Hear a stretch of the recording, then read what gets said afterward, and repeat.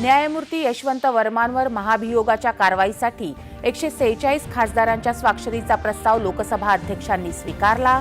चौकशीसाठी न्यायाधीशांची त्रिसदस्यीय समिती स्थापन। एक राष्ट्र एक निवडणूक संबंधित 2 महत्त्वाच्या विधेयकांचा आढावा घेण्यासाठी स्थापन केलेल्या संयुक्त संसदीय समितीच्या कार्यकाळात वाढ। संसदेत आज अनेक महत्त्वपूर्ण विधेयकांवर चर्चा होणं अपेक्षित असतानाच विरोधकांच्या गदारोळामुळे लोकसभेचं कामकाज 3 वाजेपर्यंत तर राज्यसभेचं दुपारी 2 वाजेपर्यंत स्थगित। हिंद प्रशांत क्षेत्रात चीनचं वाढतं प्राबल्य आणि वाढत्या प्रभावावर परराष्ट्र व्यवहार मंत्रालयाअंतर्गत संसदीय स्थायी समितीनं व्यक्त केली चिंता। बिहारमधल्या मतदार याद्या पुनरीक्षणासंदर्भातल्या याचिकांवर आज सर्वोच्च न्यायालयात सुनावणी।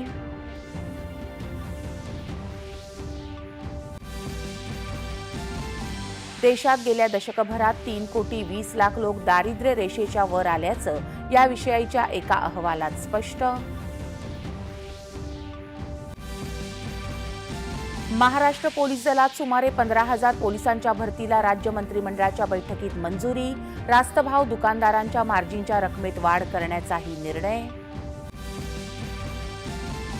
भारतानं बांगलादेशमधून येणाऱ्या प्रमुख उत्पादनांच्या आयातीवर घातले नवे निर्बंध। केवळ नावाशेवा बंदराद्वारेच या वस्तूंची आयात करता येणार। चीनमध्ये आयोजित जागतिक क्रीडा स्पर्धेत वुशू प्रकारात अंतिम फेरीत प्रवेश करून भारताच्या नम्रता बत्रानं घडवला इतिहास। पदक निश्चित।